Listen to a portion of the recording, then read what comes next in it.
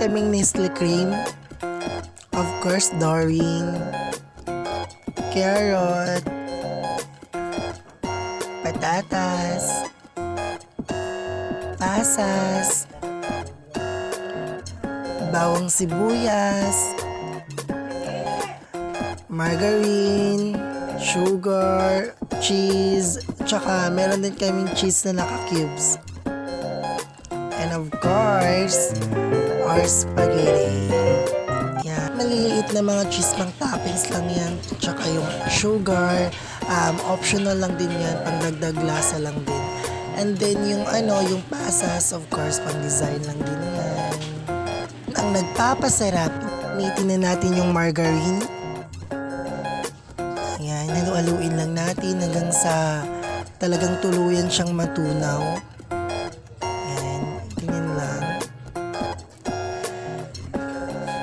Tapos pagkatapos matunaw na siya, so lagyan natin ang sibuyas at saka yung bawang yung panisa talaga natin.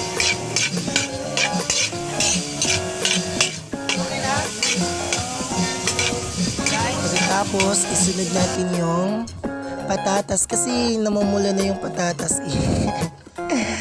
natagalan kasi siya. So ayan.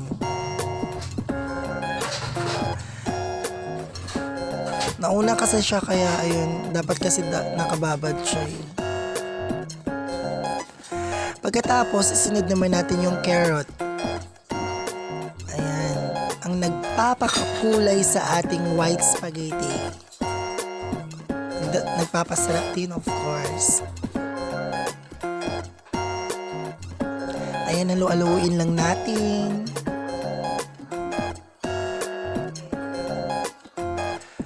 Tapos, lagyan na natin ang Nestle cream. Ayan. Then, halu-haluin lang din natin.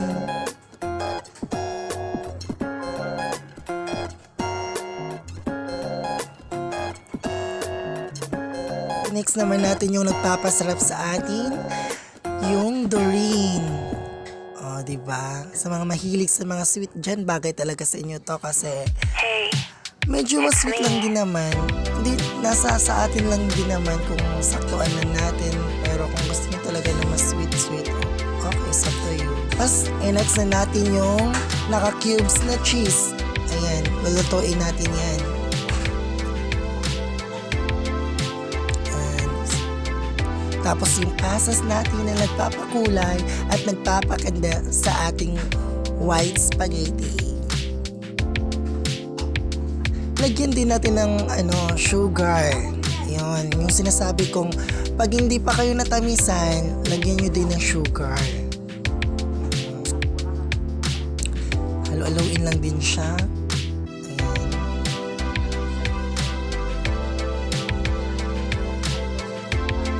Ayan, lutuin lang natin sila. Dapat kasi nakaano na sila dun na tawag dito, naluluto talaga sila. Yung mga ingredients na nilagay natin. Yung nagme-melt na siya. Ayan.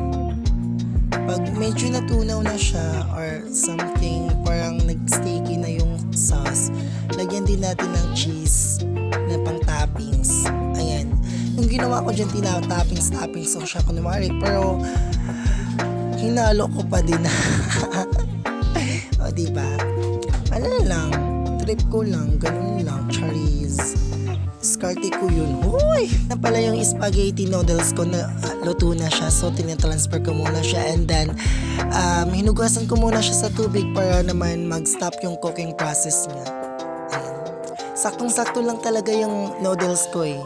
Hindi siya matigas and hindi siya tawag dito, malambot. Tapos ko na po yung spaghetti sauce ko. Ayan. So, ito na po pala. Ayan, pinaprepare ko na natin yung sauce. Ayan. And then, ayan. So, nakikita nyo parang ano siya tawag dito. Parang buong-buo siya. Pero yun talaga yung niya.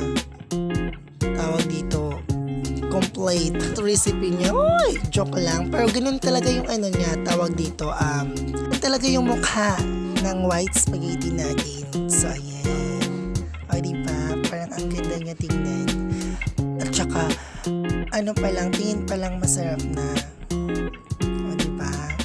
Kaya, go! Magluto yung sabi ko kanina, yung kinudkod natin na cheese is pang toppings lang talaga siya. Ayan. So, ibubuhos natin siya dito kasi ubusin natin siya dyan kasi nga, para naman gumanda-ganda na konti yung ating white spaghetti. Ayun. O, diba? So, ayan, pagkatapos nyan, syempre, tikiman na. O, ayan. Sumadok na si bakla. Ayan. O, diba? Oh, wow! Deliciousness, char. Oo naman, bakla ang arte mo. Eh, that's all. Thank you.